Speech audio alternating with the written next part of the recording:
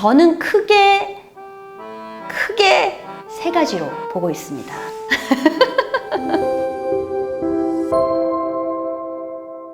안녕하십니까. 제가 오늘 들고 온 주제는 마켓컬리입니다. 마켓컬리는 이미 뭐 하는 회사야 라고 얘기하지 않을 정도로 타는 그런 기업입니다. 고객이 1000만 고객 돌파했대요. 그래서 뭐 1000만 고객 흥하게 뭐더라? 잠깐, 1000만 흥행 장보기 브랜드 캠페인을 했는데 진짜 1000만 고객 돌파했어요. 그래서 이제 마켓컬리가 지난 3월 28일에 그 한국거래소에 가서 나 상장하겠다 라고 해서 신청서를 내밀었어요. 근데 우리는 일반적으로 이커머스 기업 하면 코스닥을 생각할 수 있는데 코스피에 올리겠다라고 신청을 했어요. 그래서 만약에 이 사이즈로 코스피에 상장을 하게 된다라고 하면은 이커머스 기업 중에는 최초로 코스피 시장에 올라오게 됩니다. 그런데 일단 칭찬했고 여기에 약간의 우려사항이 있다면 대단하다라는 거와 한편으로는 우려 있는 게 대부분이 알고 있는 이름이 알려진 것과는 다르게 약간의 현재의 매출이나 뭐 이런 이익 구조 자체가 약간의 불안정한 모습을 보이고 있습니다. 왜냐면 설립하고 나서 현재까지 만년 적자에 시달리고 있고 특히 작년 같은 경우에는 성장을 많이 했지만 적자도 그만큼 커졌습니다. 그래서 여러 가지 시장의 상황, 경쟁자의 상황, 그리고 마켓컬리 자체의 성적표로 인해서 시장에서는 얘네들은 4조라고 외치고 있지만 2조 정도 줘야 되는 게 아니냐. 회사의 밸류에이션에 있어서도 약간의 한 2조 원 정도의 차이가 있어요. 남들이 보기에는 2조인데 내가 보기엔 4조야. 그래서 이렇게 차이가 난다는 건 시각 자체가 다르다는 거고 마켓컬리는 이 시각을 메우기 위한 노력이 필요한 시점인 거죠. 그런 관점에서 오늘 이 마켓컬리에 대해서 좀 이야기를 해보려고 합니다. 매출 먼저 볼게요. 이 매출이요, 작년에 1조 5천억 했어요. 정확히는 1조 5,614억 원. 근데 영업 손실은 2,177억 원으로 재작년보다 1,000억 더 손실을 냈어요. 근데 이제 이 규모는 쿠팡이 작년에 매출액이 한 6조 5천억 정도 되는데 쿠팡 손실이 한 2,500억 정도거든요. 그러니까 덩치는 한 4배 정도 차이가 나는데 손실은 비슷한 거죠. 그래서 이제 현재 이런 상황임에도 불구하고 아니 너네 이익 한 번도 낸 적 없는데 코스피 시장 어떻게 상장해?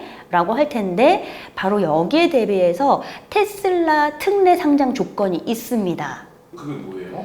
테슬라 같은 경우에는 사실 이 친구들도 오랜 기간 동안 적자에 시달리다가 갑자기 이제 떠오르는 스타가 된 거죠. 이렇게 갑자기 성장성을 보이면서 얘네가 미래를 주도하겠는데 이런 모습을 보여주면 우리나라 시장에서 이익이 미실현된 업체라도 상장할 수 있게 만들어준 거예요.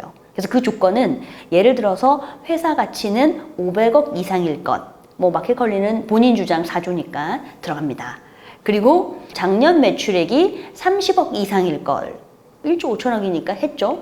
그리고 마지막으로는 2년 연속 20% 이상의 성장률을 보일 것. 근데 보였어요. 진짜요?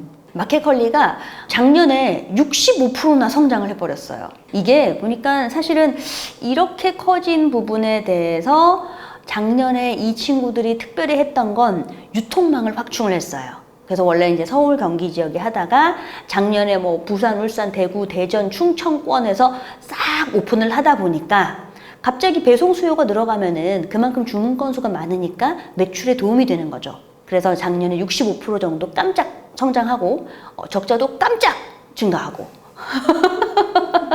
근데 이제 컬리 같은 경우에는 기존의 이제 이커머스 그 큰 브랜드들처럼 아시겠지만 뭐 신세계 이마트는 노브랜드라는 PB 브랜드가 있고 쿠팡은 많죠. 뭐 홈플래닛, 코멧 뭐 어쩌고 하면서 다양한 PB 브랜드를 만들고 있고 마켓컬리 역시도 PB 브랜드인 컬리스를 만들었어요.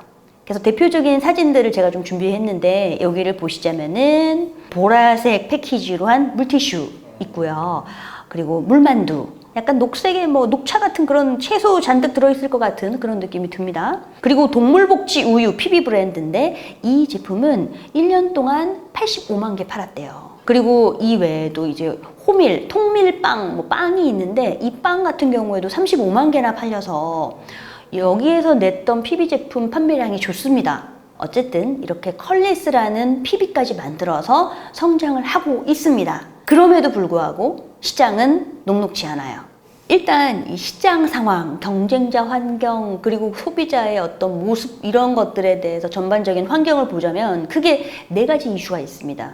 먼저 첫 번째는 코로나19의 엔데믹 환경으로 인해서 그동안 비대면 특수로 이제 온라인 업체들이 상당히 많이 성장을 했는데 이제 제동이 걸리는 거죠. 근데 이제 이 배송에 어떤 혁명이 있었다면은 이런 것들이죠. 일단은 우리가 알겠지만 너무 편리하다 보니까 그냥 새벽에 배송 받아 먹을래? 그래서 코로나 끝나도 계속 받을래? 라고 하는데 사람들이 외출을 하게 되면 가다가 거기서 시장도 봐오기도 하고 가다가 물건도 집어오기도 하고 하잖아요. 그런데 이런 것들이 예전에는 코로나 걸릴까봐 어쩔 수 없이 내가 밖에서 향유했던 이런 시간 소비가 싹 다 온라인에서 이루어졌던 거죠.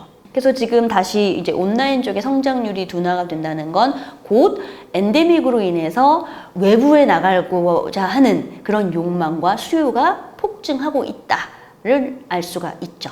두 번째로는요, 마켓컬리가 가지고 있는 이제 시험대에 놓여진 게 바로 성장성과 수익성을 동시에 경험을 해본 적이 없습니다. 이게 무슨 말이냐면 성장성은 매출이 성장하는가, 수익성은 이익이 증가하는가 이런 부분인데 사실 이 선례로 쿠팡이 같은 쌍둥이 같은 존재죠. 왜냐면은 물류센터 늘리고 새벽 배송하면서 적자폭을 키웠었거든요. 그럼에도 불구하고 누적된 적자가 어마어마하지만 미국의 작년 3월에 상장을 했어요. 그래서 쿠팡 같은 경우에는 작년 3월에 상장을 했는데 적자는 키웠지만 그래도 시장에 어닝 서프라이즈를 안겨주기도 했어요. 근데 이게 뭐냐면 대부분 어닝 서프라이즈면은 이익도 좋고 매출도 좋고 라고 생각하는데 쿠팡은 적자가 워낙 있었으니까 적자를 화끈하게 줄였다. 이것도 놀랄 실적이라는 거죠. 그리고 매출도 그만큼 올렸고. 그래서 쿠팡은 재작년과 작년 실적이 계속 증가세를 보이고 있는데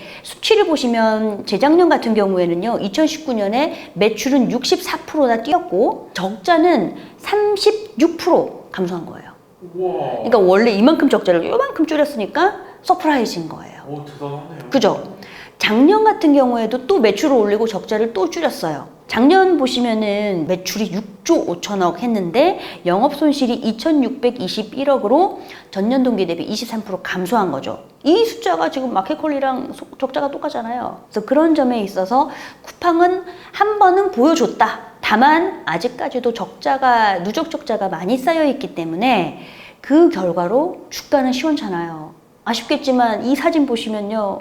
주가가 원래 70불까지 했는데 11불, 7분의 1 토막 났어요. 그래서 이제 그때 당시에는 회사 가치 쿠팡 상장 당시에 100조 원 인정을 받았는데 사람들이 거품 아니야 뭐 했는데 그래서 70달러로 시작했지만 지금은 약간 꺾여 있어요. 이게 뭘 의미하냐면 이 쿠팡 같은 경우에는 성장하고 적자 줄이고 이런 모습을 보여줬지만 시장 참여자들은 아직 우리 목말라. 아직 좀 더 보여줘. 이익 확실하게 플러스 되는 거 보여줘라는 그런 생각들이 주가에 반영이 된다고 보시면 좋을 것 같아요. 그리고 세 번째로는 독점 플랫폼이 아니라는 거. 왜냐면은 이 플랫폼은 수요, 공급 면에 있어서 어디 하나 메이저하게 못 가져갔어요. 예를 들어 쿠팡은 전체 온라인 상거래 시장에서 네이버와 함께 거의 1, 2위 선두 경쟁하고 있거든요. 그 마켓쉐어 시장 점유율도 쿠팡은 20%예요. 근데 마켓컬리는 해야 5위에서 10위권. 그러니까 메이저하게 이 시장의 1, 2위를 다투지 못하고 있다. 그러면 버티컬하게 원래 마켓컬리가 나 우리 식품 되게 좋은 거야. 그래서 식품으로 조졌잖아요. 그래서 버티컬하게 식품군만 봐도 점유율이 5%밖에 안 돼요. 그 말은 메이저한 시장 점유율을 만들진 못했다. 그 뜻은 내가 돈을 때려 붓고 있어도 결국 독점 기업의 치킨 게임으로 해서 가격을 팍 낮추거나 어떠한 변수가 있었을 때 극복해내지 못할 수도 있다. 이거는 이제 걱정 어린 그런 코멘트. 그리고 마지막으로 이제 시장 환경에 대해서 좀 보자면은 지금 현재 새벽 배송을 철수하려는 움직임들이 있습니다. BGF 리테일이라는 업체가 헬로네이처 하고 있거든요. 그런데 얘네들도 올 3월에 철수했고요. 롯데온 이쪽도 철수했어요. 철수한 이유가, 근데 이게 모든 유통업체, 새벽 배송이 하는 업체들이 모두가 겪고 있는 문제인데, 이게 새벽 배송하려면은 밤에 상품 분류하고 포장하고 택배 쌓아서 배송기사 보내고 해야 되잖아요. 그러면 새벽 6시 이전에 배송이 끝나줘야 돼요. 그러니까 야근 수당, 시간을 수당 해서 평균 인건비의 1.5배에서 많게는 2배까지 드는 거죠. 그러면 배송 수요가 많아질수록 비용도 계속 많아지는 거죠. 그래서 와, 구매 많아, 되게 좋아, 성장했어 하면 적자도 많아. 그러면 마지막으로 여기에 대한 마케터의 시선, 생각을 조금 정리를 했는데, 저는 크게 세 가지로 보고 있습니다. 아, 술이 안 깼나? 먼저는 실적. 앞서 계속 말씀을 드렸는데, 실적이 매출 양적으로는 올라왔지만 질적, 이익에 있어서 계속 만년적자인데다가 이게 언제쯤 전환되는지에 대한 의구심이 많아요. 마켓컬리는 이런 부분에 대해서 계획된 적자였다 라고 표현합니다. 근데 시장에서는 정말 계획 맞나? 왜냐면은 지금 금리 인상되고 있어요. 물가가 오르고 있고 인플레이션 압력이 있기 때문에 금리를 올리고 있거든요, 당국에서. 그 뜻은 대출 이자가 훨씬 올라간다는 겁니다. 그래서 기업이 부채를 가지고 있다는 거는 그만큼 갚아내야 된 이자가 쌓이기 때문에 적자가 더 쌓일 수 있다는 거죠. 그래서 이런 부분이 실적 면에 있어서 마켓컬리의 발목을 잡는다. 그리고 두 번째로 지적하고 싶은 부분은 경영권과 관련된 이슈가 크게 두 가지가 있어요. 첫 번째는 김슬아 대표가, 마켓컬리 대표가 지분이 너무 낮아요. 5.75%. 이게 그러니까 5% 내외의 지분을 가지고 대표직을 하면서 경영권을 방어를 해야 되는 거예요. 그리고 이제 이 앞단 작업에 있는 1, 2, 3, 4, 5 주주, 5명의 주주가 다 투자자예요. 재무적 투자자로 들어온 투자 기업들이기 때문에, 근데 이 5개 기업을 합치면 지분율이 50%가 넘습니다. 그래서 예를 들어 주총한다 하면은 대표이사가 나 아닌 것 같은데 해도 5개가 난 만장일치 오케이 하면은 50% 넘잖아요. 그러면 이제 주총이 그냥 통과되는 거예요. 그래서 사실은 여기에 대해서는 뭐 그런 게 상관없다, 우리는 다 우호적으로 김 대표를 적극적으로 지지하고 있다라고 하지만, 이 시장에서 플레이어로 참가하고 밖에서 보는 사람 입장에서는 과연 그럴까? 시장에서 이 투자자의 입김이 없을까? 왜냐면은 야, 지금 연예인 쓸 때 됐어, 연예인 더 써, 아, 비용 세이브 해야 됩니다, 야, 더 올려야 돼 했을 때 과연 그 발언에 대해서 무시할 수 있을까? 사실 그게 어려워요. 저도 그런 경우가 많았기 때문에. 그리고 이 경영권에 둘러싼 이슈 중에서는 컴퍼니 빌더 이슈도 있습니다. 이게 무슨 말이냐 하면은 최근 몇 년 동안 스타트업 씬에서는 이 스타트업 인큐베이팅이 굉장히 유행처럼 번졌어요. 이게 아까 얘기했던 VC, 초기 투자자들이 들어와서 돈을 넣어서 투자를 한 다음에 이 친구들이 컨설팅도 해주고 기업 노하우도 알려주고 재무적으로 문제가 있으면 그런 것도 다 봐줘요. 그럼 시행착오를 줄이는 거죠. 근데 이게 문제점은 지분이, 지금 마켓컬리 같은 경우에는 초기에 옐로모바일에 이상혁 대표가 들어왔었는데 초기부터 김슬아 대표보다 지분이 2배나 많았어요. 그리고 나서 이 이상혁 대표의 지분은 외국계 투자자한테 넘어간 걸로 알고 있거든요.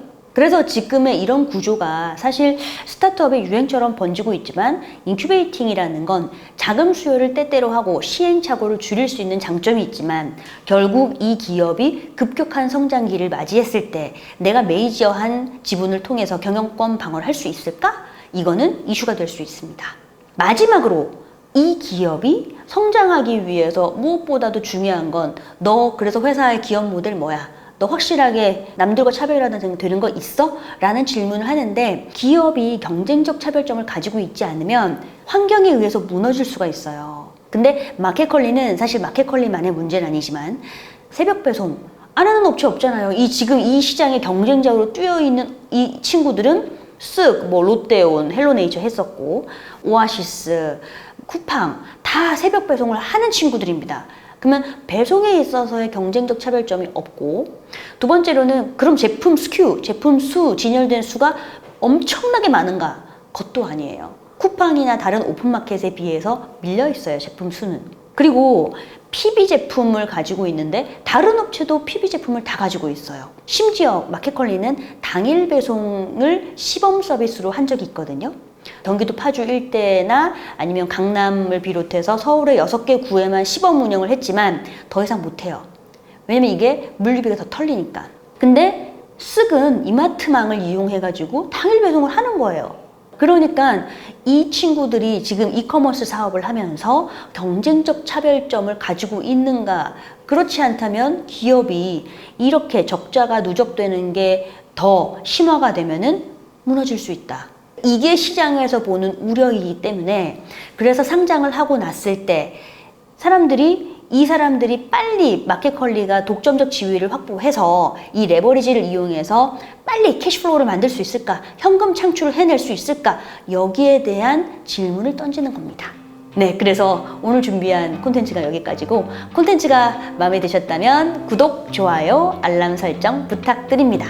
근데 알림 아니었어? 알람이었나? 아찌용! 다음 시간에 가져온 주제는 스타벅스가 매년 굿즈가 나올 때 흥행 돌풍이었는데 올해는 좀 썰렁합니다. 왜 굿즈 이벤트를 하고 있는 이 기간이 썰렁한지 그 이유를 알아보겠습니다.